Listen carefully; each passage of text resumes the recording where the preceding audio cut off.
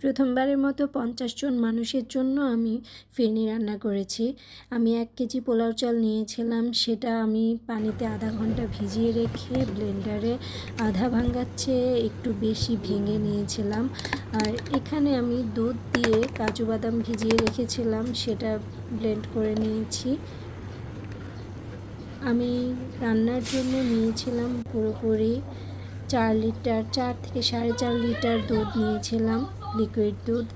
দুধটা বেশি ঘন করব না, দুধের মধ্যে এলাচ আর দারচিনি দিয়ে নিয়েছি। আমি এটার মধ্যে একে একে দিয়ে দিব ওই যে আধা ভাঙ্গা পোলাও চালগুলো। পোলাও চাল যখন দিব তখন কিন্তু একটানা নাড়তে হবে, তা না হলে এটা দলা পাকিয়ে যাবে। পাশেই আগে থেকে রেডি রাখতে হবে চিনি পরিমাণ মতো দিয়ে, সাথে সামান্য একটু লবণ মিক্সড করেছি, কারণ লবণটা মিষ্টির স্বাদটা একটু ব্যালেন্স করে আর বেশি চিনির প্রয়োজন হয় না। আমি যেহেতু বেশি চিনি খাবো না, সেজন্য আমি কিন্তু একটু পরিমাণে কমই দিয়েছি। এরপরে আমি কিন্তু সাথেই এটার মধ্যে যে বাদামের পেস্ট ছিল ওটা দিয়ে দিয়েছি, কাজু বাদামের পেস্ট, আর একটা গুঁড়া দুধ লিকুইড করে পানি দিয়ে গুলিয়ে তারপরে ওটা দিয়ে দিয়েছি 200 গ্রামের একটা গুঁড়া দুধ। তারপরে বাস হয়ে গেল আমার এই ফিরনিটা, খুবই মজার ছিল।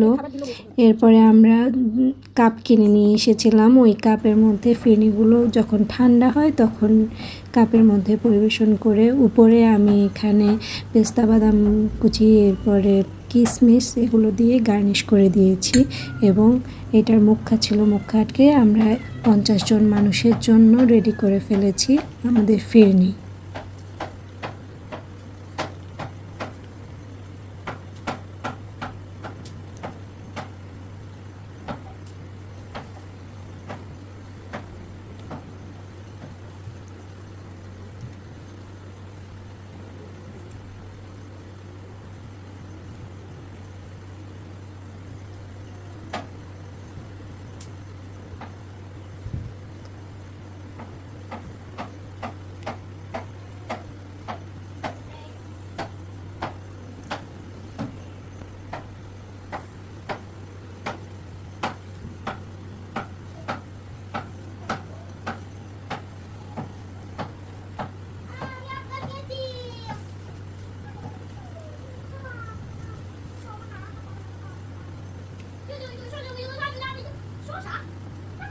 খাবা বাবা?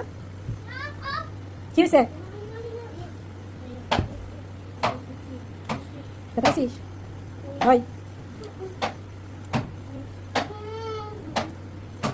দেখো, এবার থেকে যাও।